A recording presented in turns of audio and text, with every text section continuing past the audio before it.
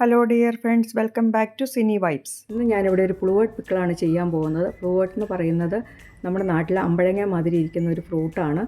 ഇത് പഴുത്തിട്ടാണ് ഉപയോഗിക്കുന്നത്. പക്ഷേ ഇന്നലെ ഇവിടെ കാറ്റത്ത് കുറേ ചാടിപ്പോയതുകൊണ്ട് അത് പിക്കിളാക്കാമെന്ന് വിചാരിച്ചു.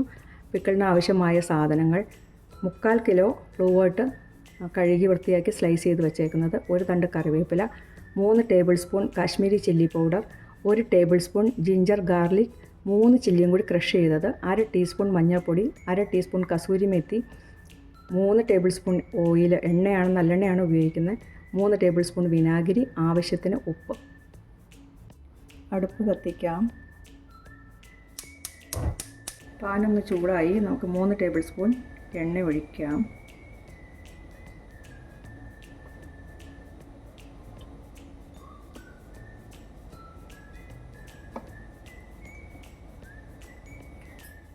എണ്ണ ഒന്ന് ചൂടായി കഴിയുമ്പോൾ കുറച്ച് ഉലുവ,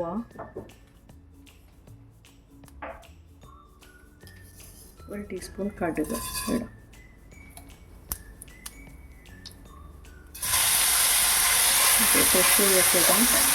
ജിഞ്ചർ ഗാർലിക് ഇടാം. ജിഞ്ചർ ഗാർലിക്കൊക്കെ ഒന്ന് മൂത്ത് വന്നിട്ടുണ്ട്. അതിലേക്ക് നമുക്ക് കാശ്മീരി ചില്ലി പൗഡർ ഇടാം. ചൂട് വളരെ കുറച്ചിട്ടാണ് നമ്മൾ ചെയ്യുന്നത്. കാശ്മീരി ചില്ലി പൗഡർ, മഞ്ഞൾപ്പൊടി അതിലേക്കിടാം. കുറച്ച്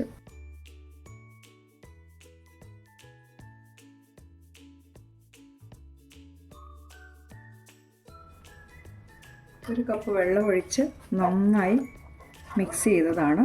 നന്നായിട്ട് വഴന്നിട്ടുണ്ട് മുളകൊക്കെ. അതിലേക്ക് നമുക്ക് ഫ്ലൂവേർട്ട് ഇടാം.